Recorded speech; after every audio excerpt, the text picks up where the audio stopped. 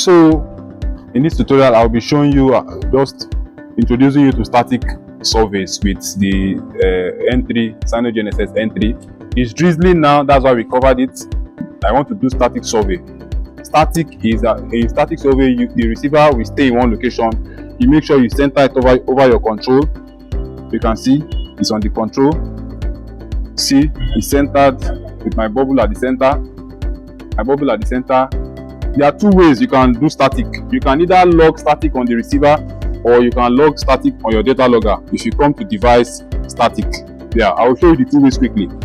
So the first way is, once you have set up your receiver, for static you don't need whip antenna. You are not transmitting anything, so we can remove it if we want. We can remove it. You will see that static will still work.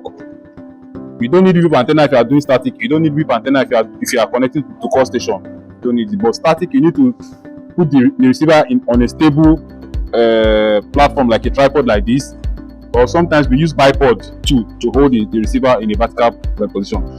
Static, when you are doing static, you need to take note of some things. First, what is the model of the receiver you are using? These ones, you write them down.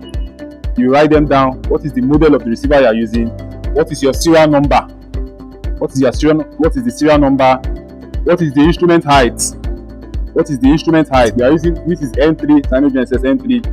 What is the instrument height? The instrument height we measure from the center of the control to the edge, to this place. This place, for this particular equipment, this is where you measure to, right? With tape, you measure with tape to this place. That's your instrument height. You need to take note of that. So before you start, once you have those data, also take note of your start time. So my time now is 2:28. I can just say okay, I can wait till 2:30 so that I just have or I can start. It doesn't matter. So I will just click on this button here. If I click on this button, it means I want to log my static data on the receiver, and then when I'm done logging, I will now connect my receiver to my laptop with the download cable and copy it out. Like it copies out like just a flash. It will open like a flash on your system. You just go to the folder where it is and just copy it out. You identify the folder based on date. If you record the data with today's date. So I'll just come here now.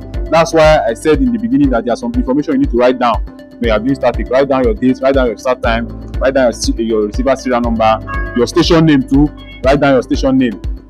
Very important, and the height of your instrument. If height is important in that survey, you must make sure that you write out the height of your instrument. Even if it is not important, still write it out and key it in when you are doing your processing in your post-processing software. So I'll just come here now, hold it down. It will make a sound.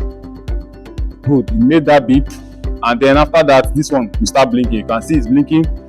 It's blinking now, which means that this receiver is now logging static data. So one thing about our equipment, about Cyanogenesis, is that this receiver, we had used it for Otic before. So you see it's still transmitting. So if I have a rover on site, I can continue my work while it is still logging static data. So it can work as a static and Otic at the same time. What you just need to know about static is that the receiver cannot move.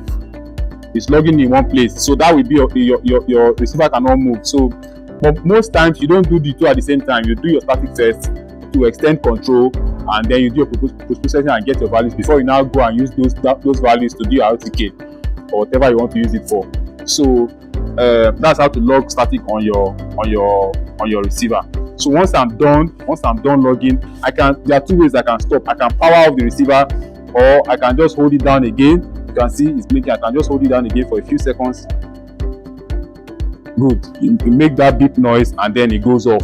It's the same if you are using N3, if you are using T300, M5, all of them is just about the same process. You hold it down until it starts logging, and then when you are done, you hold it down again, it will stop, or you power it off. You power the receiver off and the static recording will stop.